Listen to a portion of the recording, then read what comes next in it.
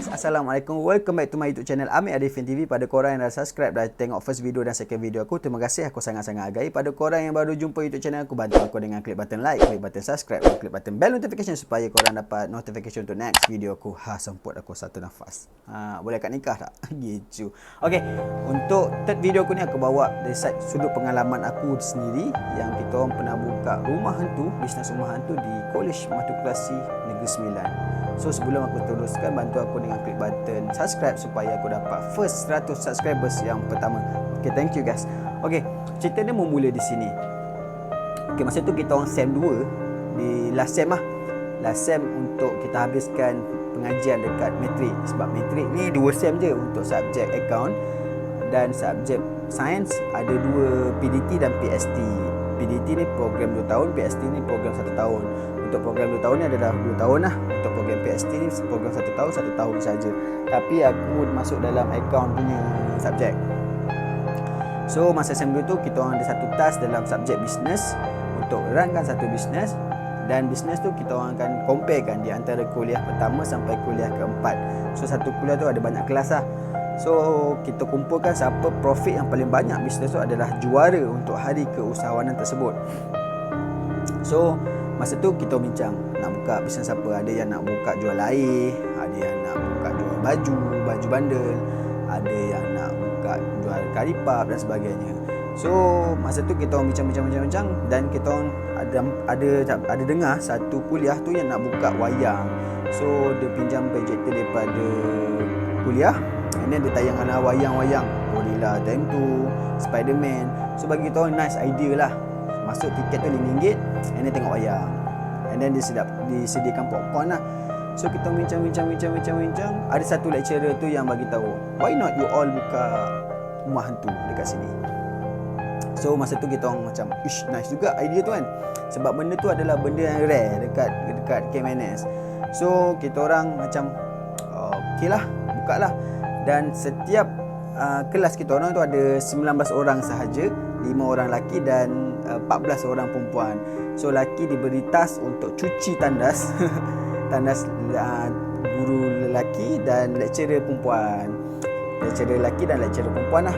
So kita orang cuci. So aku, Daus, Syami, Naim dengan Apis time tu cuci tandas. After that si Apis ni satu ada punya kelebihan dia adalah boleh buat kubur dengan keadaan yang real lah, yang nampak macam wow, memang kubur betul. So dia buat and then dia set up kat situ. So esok tu kita orang set upkan bisnes kita orang tu, mantu kita orang tu, kita gantungkan tanlung, kita buka fan tu, tak fan yang laju tu, buka fan, kita buat macam patung, dan kita pinjam tulang-tulang daripada makmal biologi sebab kita orang nak nampak real benda tu. Dan ada barang-barang rare lah yang kita pinjam. On that day yang kita buka rumah hantu tu, aku diberi task untuk jadi hantu Jepun. Pegang parang yang kita create sendiri, pegang, dan aku cuba menakutkan, macam terkejutkan lah. Sebab aku dalam task aku tu adalah pintu yang pertama akan jumpa aku.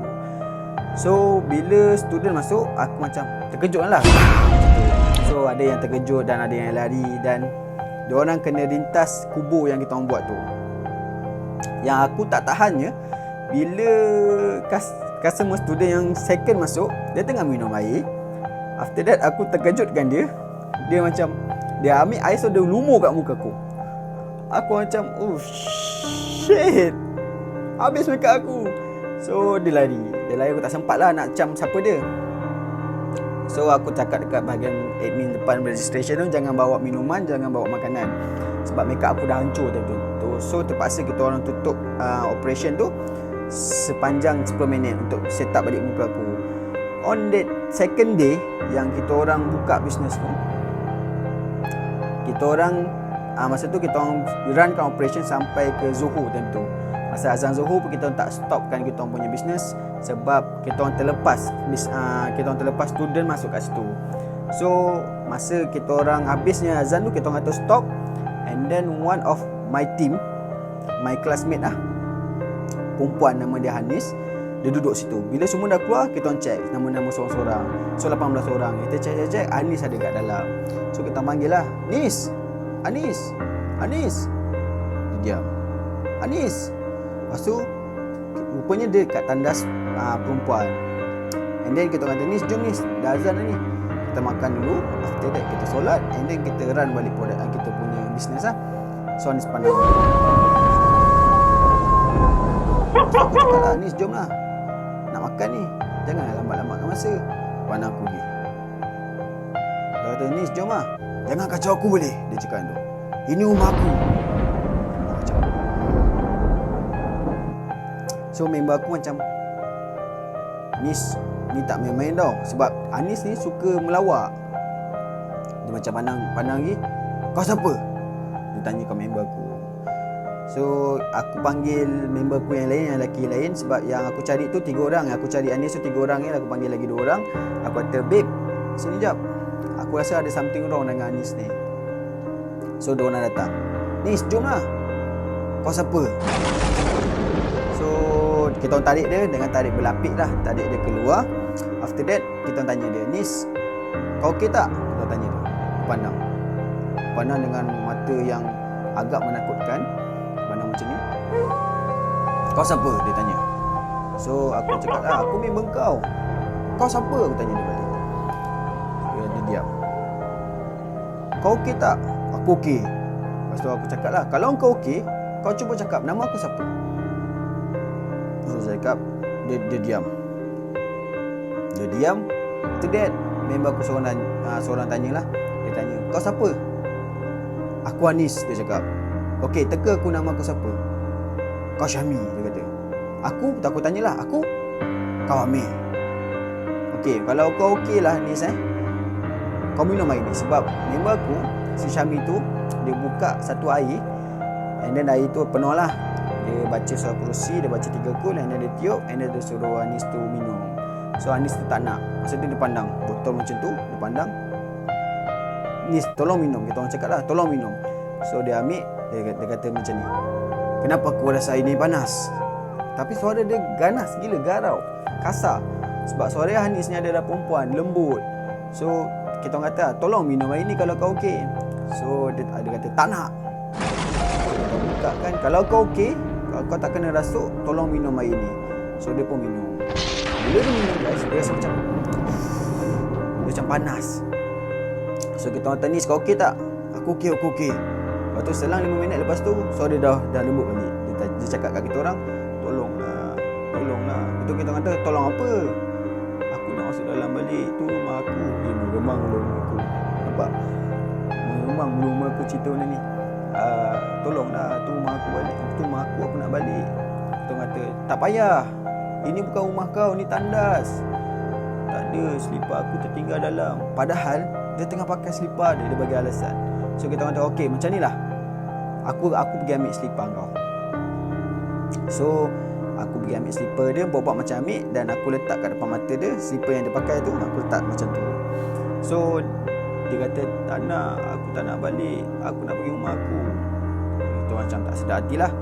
So si Apis ni dengan si Daus pergi panggil Cikgu Amir time tu, orang kata warden kat sana, untuk berubatkan si Anis ni. And then Cikgu Amir tu usap kepala dia sambil baca apa tah. And then Anis tu okey. Dan Anis tu nampak lesu gila. So bila ditanya Anis tu, Anis okey tak?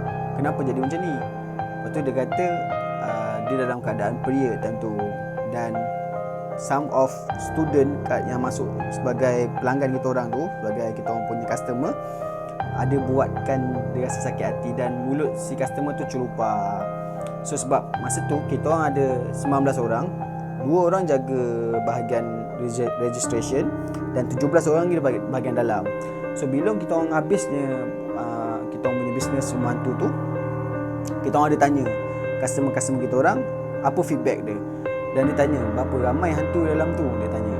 So kita orang kira lah, ada lebih kurang, kalau in reality yang duduk kat luar tu, ada lebih kurang 8 ke 9 orang saja. Yang selebihnya adalah dalam tandas untuk ketuk pintu, untuk onkan switch dan sebagainya.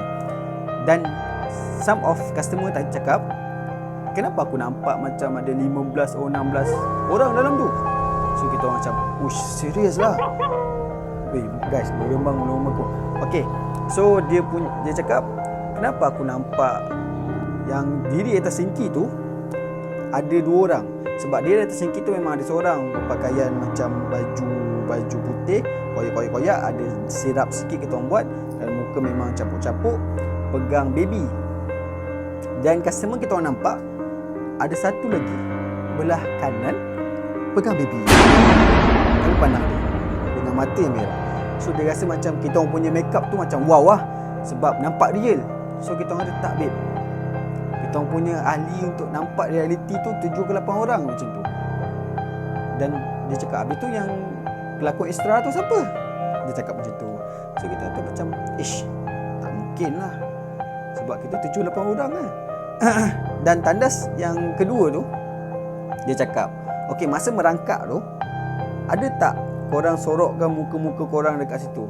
Sebab sebelah kanan ni adalah barang biologi yang kita pinjam, belah kiri ni adalah free, tak ada siapa-siapa. Tapi pelanggan yang masuk dalam tu, customer yang masuk dalam tu, dia nampak ada 3 biji kepala dalam pandang dia. So dia macam, masa tu dia memang menjerit lah. Kita orang macam, wow, kenapa customer ni terjerit-jerit kan? Kita orang macam, betul, sukses lah kita orang punya hantu ni. Rupanya customer-customer yang masuk dalam tu nampak hantu yang real. Ada yang nampak tengah berdiri, ada yang nampak tergantung, ada yang nampak pegang anak, ada yang nampak kepala je. So kita orang macam, sebenarnya korang nampak berapa banyak ahli dalam tu? Dia kata lebih kurang 15 ke 16 orang. Macam, ush. So after that, some of my friend yang buat rumah hantu tu, yang perempuan tadi tu, still lagi dia kena, orang kata apa, kena kacau. Kena kacau dan dia terpanggil-panggil. Anis tu terpanggil-panggil untuk pergi ke sana. So dia cakap kat kita orang, babe, aku rasa ada suara panggilan nama aku, pergi ke sana. So kita kata tak payah. Benda ni adalah kita nak settlekan. Dah cuci balik benda tu dan kita orang dah tutup semua. Itu kan rumah kau adalah dekat kampung, yang dia lah itu tandas. So guys, pada korang yang ada pengalaman dalam segi buka cerita hantu ke ataupun buka rumah hantu ke, korang boleh sharekan pengalaman korang kat sini. Sorry, ini adalah pengalaman aku sendiri yang aku nampak dan aku dengar daripada side orang, dan korang boleh tinggalkan komen. Dan kalau sesiapa yang ada pengalaman yang lain, boleh sharekan kat komen ataupun boleh sharekan kat Instagram aku, Muhammad Amir Arifin. Okay guys, pada korang yang belum subscribe, please subscribe dan tekan button like, subscribe dan bell notification supaya korang dapat next notification bila aku upload next video. Thank you guys. Road to 100 subscribers pertama. Thank you.